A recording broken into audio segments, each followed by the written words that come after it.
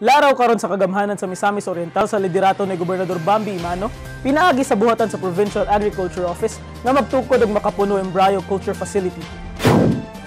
Usa ka dump truck sa Makapuno seed nuts gikan sa Philippine Coconut Authority, Davao Research Center sa Bagosiro, Davao City, niadtong adlawng Biyernes, Enero 15, 2021, ang gidala ni Pagro Senior Agriculturist Ms. Michelle Ros Valmores Lase dinhi sa lalawigan atol sa iyang pagkuha sa mga cocoa seed nuts sa dapit. Nasayran nga ang industriya sa Lubimo isa sa mga nagunang panginabuhian sa mga mag-uuma sa lalawigan. Ang Misamis Oriental sa pagkakaron adunay 10 million ka mga guwang na lubi nga kinahanglan ng ilisan, samtang adunay 2.5 million ka mga lubi nga naa sa senile stage na kinahanglang ipahigayon sa replanting. Aron sab mapalambo ang industriya sa Makapuno, gilaraw sa pamunuan ni Governor Bambi Imano nga magbatunog kaugalingon nga Makapuno Embryo Culture Facility. Napili sa Pagro ang Makapuno aron mahimong usa sa mga variety nga igahinan og pagtagad.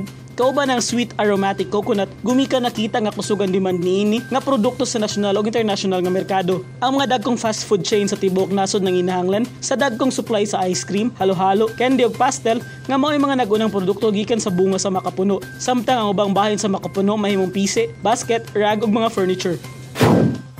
Malaw man si Gobernador Bambi Imano nga ang katukuran sa Makapuno Embryo Culture Facility dinhi sa lalawigan magresulta sa dugang ng mga kinitaan ug magresulta sa daghang trabaho alang sa mga mag-uuma sa umaabot nga panahon. Ako si Lambo Jobson Patlunag, alang sa limpyo ug matarong nga panggobyerno, padayon Pilipino.